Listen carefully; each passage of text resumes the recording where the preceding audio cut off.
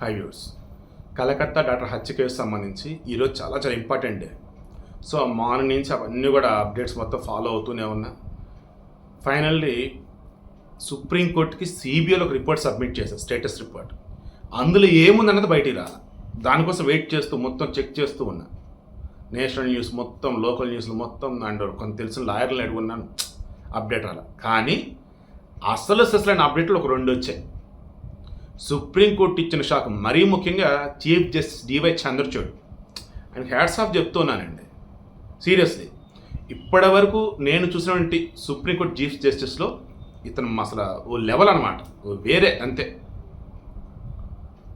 ఎప్పటికప్పుడు sensational judgements, ఎప్పటికప్పుడు ప్రధానమంత్రి మోడీని కానీ కేంద్ర మంత్రిమండలి కానీ అప్డేట్గా ఉంచడం కావచ్చు, లేదన్నప్పుడు ఏదైనా ఉంటే వాళ్ళని క్వశ్చన్ చేయడం కావచ్చు.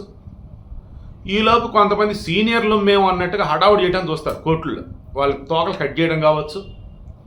ముఖ్యమంత్రులు అన్న వాళ్ళు వాళ్ళ తరఫున లాయర్లను పెట్టి లక్షల ఫీజులు ఇచ్చి కోర్టుల్లో అసలు ఏం చేపిస్తారంటారు అన్నప్పుడు వాళ్ళకి చురకలాంటి ఇచ్చడం కావచ్చు. సూపర్ అన్నమాట. ఈరోజు మమతా బెనర్జీ గవర్నమెంట్ తరఫున కపిల్ సిబల్ వెనక ఓరు అయ్యా, ఆడోళ్ళు మగవాళ్ళు, వాళ్ళ టీము, లాయర్ల బృందం, వాళ్ళని ఎక్కడ తక్కువ చేయను. అసలు అంతమంది అంటే అర్థం కావట్లే. ఈరోజు కపిల్ సిబల్ వచ్చేసి ఏమన్నాడు తెలుసా? సార్ లైవ్ స్ట్రీమింగ్ ఇచ్చారు, ఎందుకు ఆపేసండి సార్. సార్ టీంలో లేడీ లాయర్లు ఉన్నారు సార్, యాసిడ్ పోస్తామన్నారు సార్, చంపుతామంటున్నారు సార్, ఆపండి సార్, లైవ్ స్ట్రీమింగ్ ఆపండి సార్ అన్నారు. ఇమ్మీడియట్గా చంద్రచూడ్ ఏమన్నారు తెలుసా? ఎందుకు ఆప లైవ్ స్ట్రీమింగ్? ఎవరి మీద యాసిడ్ పోస్తారు, ఎవరిని చంపుతారు, కేసు పెట్టి లోపలేయటమే. లైవ్ స్ట్రీమింగ్ ఆపరు. లైవ్ స్ట్రీమింగ్ నడిచేది ఎందుకు? దేశంలో ఉన్న ప్రజానికానికి తెలియాలి అసలు ఏం జరుగుతుంది.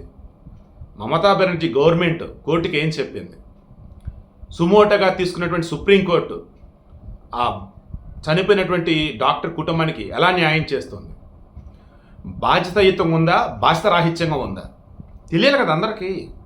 అండ్ సినిమాలో చూపించినట్ట లేదన్నప్పుడు ఒరిజినల్గా ఎలా ఉంటే తెలియాలి కదా. లైవ్ స్ట్రీమింగ్ ఆపరు, సౌండ్ లేదు ఇంకా కపిల్ సిబల్కి. ఇక మెయిన్గా ఈ కేసులో అత్యంత కీలకం ఏంటంటే మమతా బెనర్జీ రెస్పాండ్ రెస్పాండ్ కాలేదని. ఆమె ముఖ్యమంత్రి, ఇక్కడ చనిపోయింది ఎవరు? ఒక డాక్టర్, అంటే హెల్త్ డిపార్ట్మెంట్. హెల్త్ మినిస్టర్ ఎవరు అంటే మమతా బెనర్జీ. పోలీసులు వచ్చి చాలా వరస్ట్గా బిహేవ్ చేశారు, అసలు వాళ్ళ డ్యూటీ వాళ్ళు ప్రాపర్ వేలో చేయలేదని అన్నారు. దెన్ హోమ్ మినిస్టర్ ఎవరు అంటే మమతా బెనర్జీ. సో ఇలా చెప్పుకుంటూ పోతే అసలు మమతా బెనర్జీకి ముఖ్యమంత్రి కూడా అర్హత లేదు, ఆమె రాజీనామా చేయాల్సిందని చెప్పేసి ఒక అతను పిటిషన్ వేశాడు. ఇక్కడ మరలా చంద్రచూడ్ అంటే ఎంత లాయల్గా ఉంటాడు, ఎంత ఏం చెప్పాలంటే కరెక్ట్గా ఉంటాడు, ఇది ఒక ఎగ్జాంపుల్. ఏం చేస్తుంది తెలుసా? ఆమె ఎందుకు రాజీనామా చేయాలి? అండ్ ఆమె రాజీనామా చేయమని చెప్పే అర్హత మాకేముంది? ఇది కోర్టు. కోర్టులలో కేసులు వస్తే కేసుల మీద తీర్పులు ఇస్తారు. రాజకీయ వేదిక గది, రాజకీయ అడ్డా గది ఇది, జాగ్రత్త, ఇంకోసారి ఇటువంటి వేయొద్దు అన్నాడు. లేదు అసలు ఆమె ఉంటే అర్హత లేదని మంది హడావుడి చేశారు వాళ్ళు. ఇదేం చెప్పారు, మీరు బార్ కౌన్సిల్లో సభ్యులు, అటువంటి మీరు ఈ రకం బిహేవ్ చేయడం కరెక్ట్ కాదు, మీరు ఎలాగే అంటే బయటకు పంపాల్సి ఉండిద్ది అన్నారు. కాదు కూడదంటే చివరిసారి చెప్తున్నా అర్థం చేసుకోండి, లిమిట్స్ క్రాస్ చేయొద్దు, ఇది రాజకీయ వేదిక కాదు అన్నారు. సో అది పద్ధతి అంటే అన్నట్టుగా చూపించాడు. సో అది తీసి పక్కన పడేశారు. What next? సిబిఐ వాళ్ళు ఏమి ఇచ్చారేంటి చూశారండి, చూసి చాలా బాధపడ్డారు. ఇటువంటి రిపోర్ట్ చూస్తున్న మాకు చాలా బాధగా ఉంది. ఇంకో 1 వీక్ టైం తీసుకోండి, ప్రాపర్ వేలో మరికొన్ని సబ్మిట్ చేయండి, అప్పుడు మాట్లాడదామని చెప్పేసి సిబిఐ వాళ్ళు ఆర్జికర్ మెడికల్ కాలేజీకి సంబంధించి ఏదైతే కేసు టేకప్ చేస్తున్నారో ఆ చనిపోయిన డాక్టర్ సంబంధించి ఆ ఇష్యూస్ ఏవైతే ఇప్పటివరకు సేకరించారో అవంతా కోర్టు ముందు పెట్టున్నారు. ఇందులో నేను నిన్న మొన్న మన క్యాటలిస్ట్ ఎస్పీ ఛానల్ ఇచ్చినాను, మన కావ్యాసులకు ఇప్పుడు ఇస్తున్నాను ఈ టాపిక్ మీద, కాబట్టి చెప్తున్నా కొన్ని అప్డేట్స్ ఉంది. ఫస్ట్ థింగ్, సందీప్ ఘోష్ ఆ రోజు ప్రిన్సిపాల్గా ఉన్నటువంటి వాడు ఏం చేశాడు? ఎక్కడికక్కడ ఈ కేసులో సాక్ష్యాలు మొత్తం తారుమారు చేశాడు. ఆ అమ్మాయి ఒంటి మీద డ్రెస్ కావచ్చు, ఆ అమ్మాయి ఒంటి మీద గాయాలు రిమైనింగ్ అన్నిటి సంబంధించి డ్రెస్సింగ్ చేయడం కావచ్చు, రిమైనింగ్ అన్ని తారుమారు చేయడం కావచ్చు, పంచనామా రిపోర్ట్ ప్రాపర్గా లేదు. అభిజిత్ మండల్ తాలా పోలీస్ స్టేషన్ కింద వచ్చింది ఇది. దెన్ ఆ police station inspector Abhijit Mandal, ఇతను సందీప్ ఘోష్ ఫోన్లో టచ్లో ఉండి మార్నింగ్ 9:30కి ఆమె చనిపోయిందనే విషయం తెలిస్తే 9:58కి ఇతను కాలేజీ వాళ్ళతో మరలా మాట్లాడాడు. ఆ తర్వాత అభిజిత్ మండల్ ఇతను అండ్ వీళ్ళ సంబంధించిన మిగతా వాళ్ళు అంతా కలగలిపి ఏం చేశారయ్యా అంటే ఎప్పటికప్పుడు సాక్షులను ఎలా తారుమారు చేయాలి, పోస్ట్ మార్టం అన్నది నమోదు చేయకుండా ఏం చేయాలి, ఈ అమ్మాయిది హత్య కాదు ఆత్మహత్యని ఎలా ప్రూవ్ చేయాలి, ఇదే పని మీద ఉన్నారు వాళ్ళు. ఇవన్నీ కూడా సిబిఐ సబ్మిట్ చేశారు. అండ్ పాలిగ్రాఫ్ టెస్ట్లు, లైట్ డిటెక్టర్ టెస్ట్లు ఏవైతే నిర్వహించారో అన్నిటి కూడా అబద్ధాలు చెప్పేశాడు. సో నార్కో అనాలిసిస్ టెస్ట్ చేస్తే తెలిసే అవకాశాలు ఉంటాయి. బట్ దానికి వచ్చేసి హైకోర్టు ఒప్పుకోవాలి అండ్ ఇక్కడ వచ్చేసి పర్సన్ ఎవరితో అతను ఒప్పుకోవాలి. ఎందుకంటే సోడియం పెంటతాల్ అని చెప్పేసి ఒక రకమైనటువంటి అలర్జినేషన్ డ్రగ్ లాంటిది ఇస్తారు. అది ఇచ్చినప్పుడు బీపీ, హార్ట్ ఫంక్షన్ మీద కొన్ని తేడా పడుతుంది. అది జాగ్రత్తగా మానిటర్ చేసుకుంటూ ఉండాలి. అలా చెప్పినా మళ్ళీ కోర్టు కన్సిడర్ చేయదు. బట్ కసబ్ కావచ్చు, నకిలీ స్టాంప్ పేపర్లు కుంభకోణం అప్పుడు కానీ, గుజరాత్ అల్లర్లప్పుడు కానీ కొన్ని ఇష్యూస్లో వచ్చేసి దాన్ని వాడి ఉన్నారు. ఎందుకంటే కనీసం తెలిస్తే కదా కొన్ని నిజాలని చెప్పేసి. అటువంటి ఇప్పుడు సంజయ్ రాయ్ అనేవాడికి పెట్టాలి, సందీప్ ఘోష్కి కూడా పెట్టాలి. మమతా బెనర్జీ అని చెప్పి కొంతమంది అడుగుతూ ఉన్నారు. అందువల్ల మరి కోర్టులు వెళ్తలేదు మనకు తెలియదు. సో ఈ మూమెంట్లో ఏంటి, సిబిఐ వాళ్ళు ఇంకా ఒక ప్రాపర్ రిపోర్ట్ రెడీ చేయాలి. బికాస్ డే 1 నుంచి సందీప్ ఘోష్ అండ్ పోలీసులు అంతా కలిపి సాక్ష్యాలను తారుమారు చేస్తారు.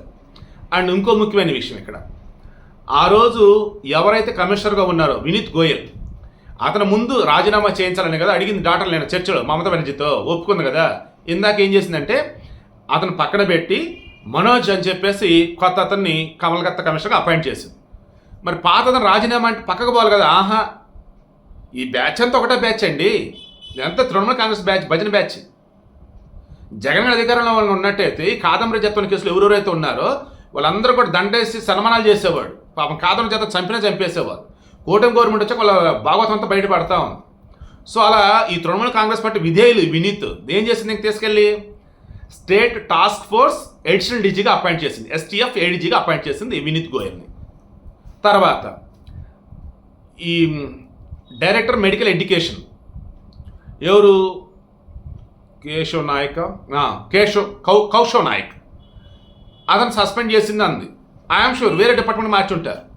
Next director health services Debasish, అతను తొలగించామన్నారు, వేరే డిపార్ట్మెంట్ ట్రాన్స్ఫర్ చేస్తారు. నెక్స్ట్ కలకత్తాకి సంబంధించి ఈ నార్త్ డివిజన్ ఏదైతే ఉందో అక్కడ డీసీపీగా ఉన్నాడు. అతను ఆ రోజు వాళ్ళ పేరెంట్స్కి లంచం ఇవ్వబోయాడు, దాన్ని అతన్ని తొలగించున్నారు, అతను వేరే చోట పంపిస్తారు. అంతే. చూడండి అసలు ఎంత దారుణంగా డాక్టర్లు వీళ్ళు మోసం చేస్తున్నారంటే. వాళ్ళు అదే అన్నారు, ఇంకా వాళ్ళు సమ్మె విరమించలేదు తెలుసా. ఈరోజు సుప్రీంకోర్టు కూడా అదే చెప్పింది, ఎవరి మీద చర్యలు తీసుకోవద్దు అంటే మమతా బెనర్జీ గవర్నమెంట్ మేము ఎవరి మీద చర్యలు తీసుకోవట్లా, వాళ్ళు అడిగినట్టు చర్చలు అంటే మేము డిస్కస్ చేసాం, వాళ్ళు ఏవైతే అడిగినారో అది కూడా నెరవేర్చాం, వాళ్ళకి విధులు హాజరవ్వచ్చు అని అన్నారు. నాకు అనిపిస్తూ ఉంది కదా ఇంకో 1 వీక్ వరకు ఈ డాక్టర్ల సమ్మె విరమించడం నాకు అనిపిస్తూ ఉంది. ఎందుకంటే ఇప్పటి వరకు ఉన్న వాటిలో మమతా బెనర్జీ గవర్నమెంట్కి సురకలు ఎంటీయటం కానీ అండ్ కపిల్ సిబాల్ లాంటి వాళ్ళు చెప్పింది కాకుండా మేము చెప్పేది నేను చెప్పటం కానీ అసలు విషయం మర్చిపోయాం. సుప్రీంకోర్టు మెయిన్ మమతా బెనర్జీ పగలలే ఎక్కడంటే చేసింది, డాక్టర్లకి డ్యూటీలు అన్నప్పుడు లేడీ డాక్టర్లకు నైట్ టైం డ్యూటీ లేవు అంది. Already Mamata Banerjee government circular కూడా ఇచ్చేసింది, సుప్రీంకోర్టు దృష్టికి వచ్చింది. బుద్ధుందా, డాక్టర్లకి నైట్ టైం డ్యూటీ అయిపోతుంది, మీరు లేడీస్కి రక్షణ లేదా, రక్షణ కల్పించండి. ఎంతోమంది సెంట్రల్ గవర్నమెంట్ జాబులు నైట్ టైం ఎందుకు చేస్తున్నారు, ఎలా చేస్తున్నారు, వాళ్ళు సెక్యూరిటీ కల్పిస్తున్నారు, మీరు కల్పించలేరట. ముందు సెక్యూరిటీ కల్పించండి. ఏదైతే నైట్ టైం లేడీ డాక్టర్లు ఉండకూడదని సర్క్యులర్ ఇచ్చున్నారో ముందు దాన్ని తీసి అవతల పడేయండి. నైట్ టైం లేడీ డాక్టర్లు ఉంటారు, వాళ్ళు డ్యూటీలు వేయండి, సెక్యూరిటీ పెంచండి, ఇది మీరు చేయాల్సిందని చెప్పేసి అన్నారు. చూడండి అసలు స్టేట్ గవర్నమెంట్ ఏం చేయాలో కూడా చీఫ్ జస్టిస్ గుర్తు చేస్తూ ఉన్నాడు. సో ఇంకో 1 వీక్లో కీలకమైన అప్డేట్స్ ఉంటే ఈలోపు ఏదైనా ఉన్న సరే ఖచ్చితంగా వీడియో అయితే ఇస్తాను.